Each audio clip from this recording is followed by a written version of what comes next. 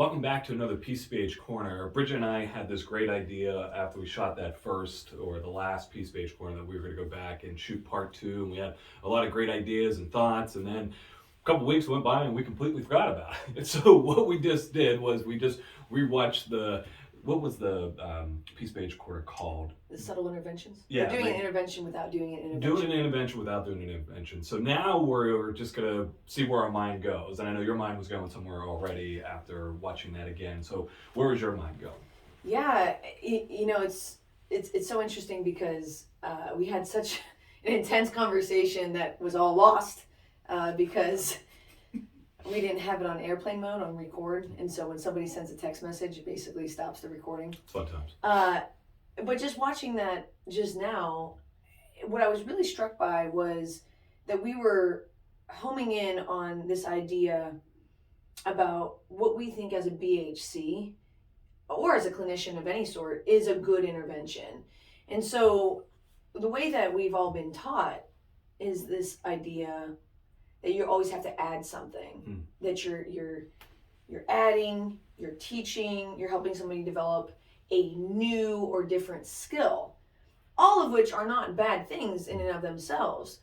But I think sometimes as a clinician, it kind of pigeonholes you into really diving deep into the strengths that the person already has and the things that the person is already doing that are allowing them to be at the point that they are. And maybe the person isn't where they want to be, but that doesn't mean that they haven't done a whole host of things to get them to that point. And that should actually be an area that we should explore.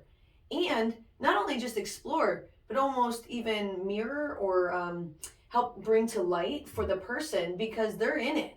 They might not even recognize all the awesome things that they've already done. And so we're always looking for new, bigger, better, this, that, the next, the grand slam. And the thing that, as you were saying that, my mind was going, it's such a decontextual way of approaching patients, always thinking we have to add something. Right. It wouldn't make sense that, if we're coming from this functional contextualist perspective, there's gonna be probably, I don't know, more often than not, contexts where it's like, it doesn't make sense for us to ask this person to do more, or it doesn't make sense for us to add something more for this person to do.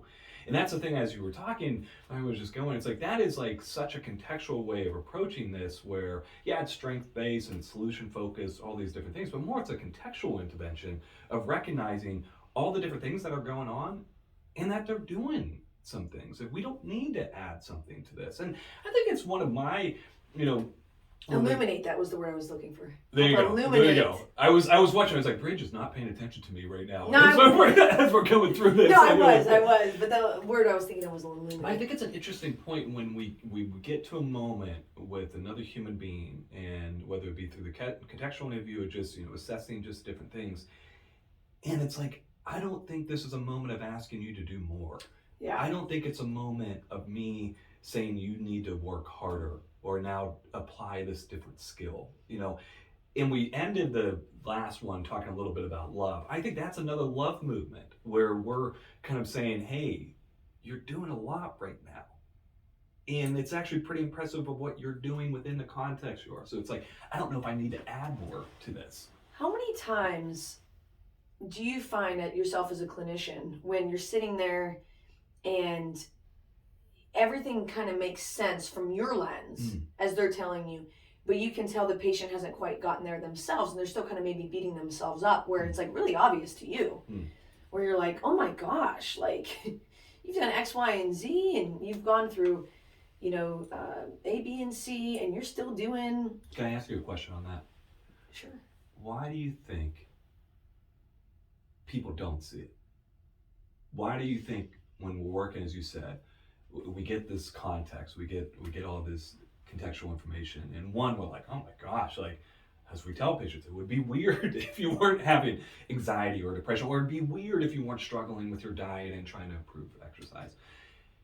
To them, though, it's not obvious. Why do you think that is? Well, I think is this rhetorical or actual? I mean, I think both. Yeah, whatever you mind. Because people are too close to it, and then the way our brains are set up, we're always looking at the negative. So they're experiencing the symptom that has been labeled as a problem, and so it's like, well, look at all my problems, and it's like, well, that's completely decontextualized. First of all, so you're now taking this as a internal characteristic when really it's the external context, which is self as context in the ACT literature. I couldn't agree more with you. And you're so close to it. And I think that's a big thing, right? Like you are too close. We were talking about this with our work, even, right? At times, it's like we're too close to this right now. Like we need to zoom out. We need to zoom out. The world is not burning to the ground as much as it is, and that's probably one of the benefits of just being able to talk to another human in a clinical setting, is just to be able to gain perspective and to zoom out. It's the thing though that you were saying at the end there that my mind really gets interested in, is like, how much of a system have we trained people that any symptoms, any discomfort, there's something wrong with you. And that's where you were going. Okay, so we were kind of mind melding on that. So when you take a moment to really contextualize, like you're saying, and of course it's from solution focus, and of course MI and strength based, and again, all huge fans of that. But when you really go in and you contextualize what has happened around a person and how they've responded, there are so many nuggets in there of things that they're doing, and then you're kind of reflecting it back. You're like, and yet through all of that, you still reached out to your brother, and through all of that, you still maintain your meditative practice in the morning. And they're like, well, yeah.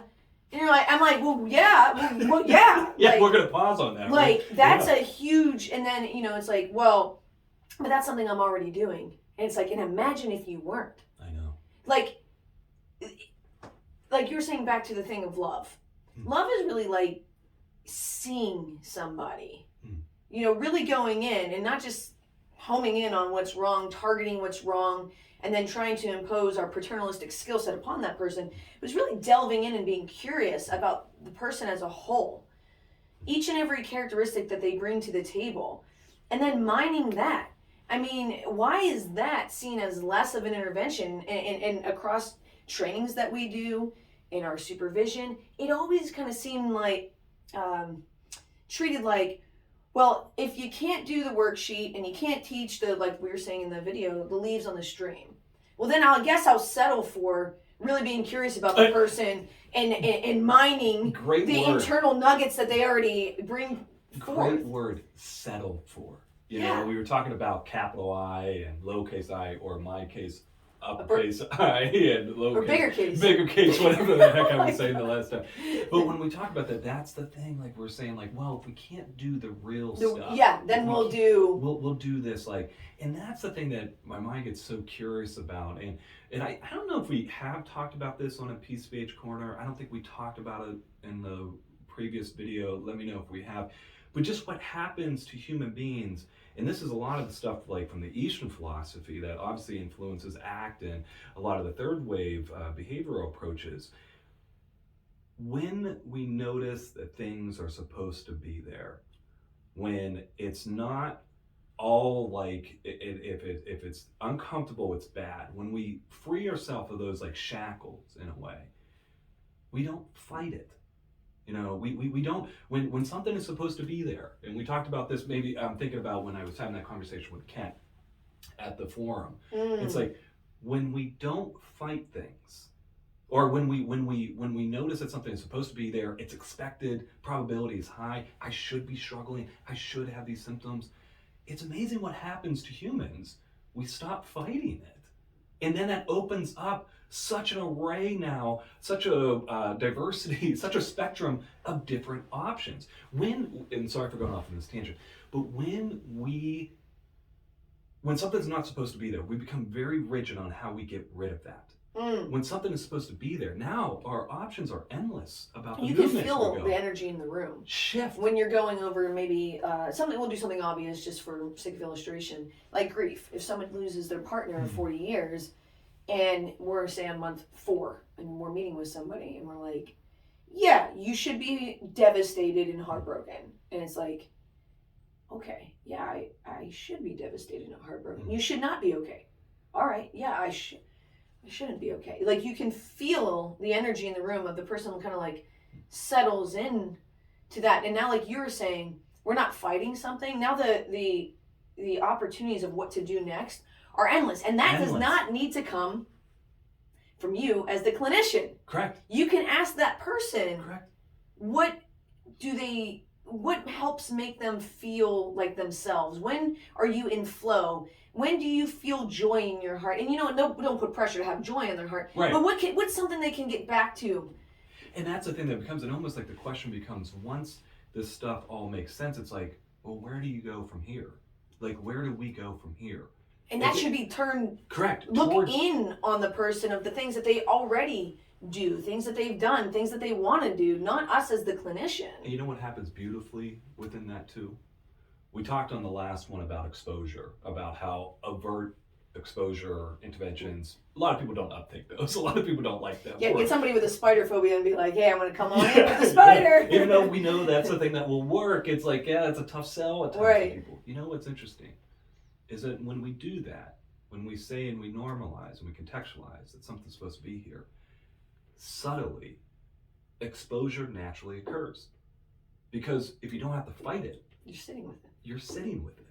And that's the thing a lot of times with these like internal processes, whether it be, again, symptoms related to grief, anxiety, depression, the one of the biggest problems is that we're so adverse to experiencing them, we do all these different things to avoid them. And the fact pillar, we're now operating in openness. Yes.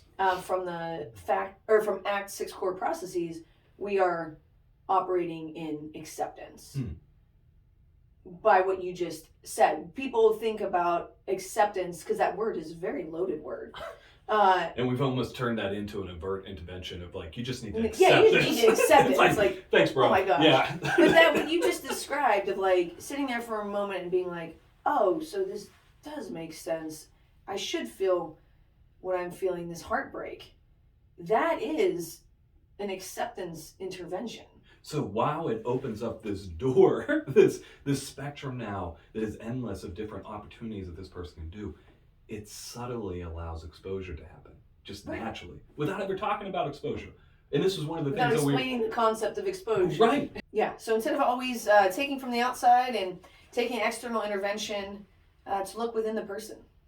Thanks for stopping by. As always, leave comments, email us, let us know thoughts, rumbling points, rumble back with us about different things that your minds are going to. But we hope you enjoyed this one. And it's kind of a first of its kind, a reaction video. I know. A video. There you go. Boom.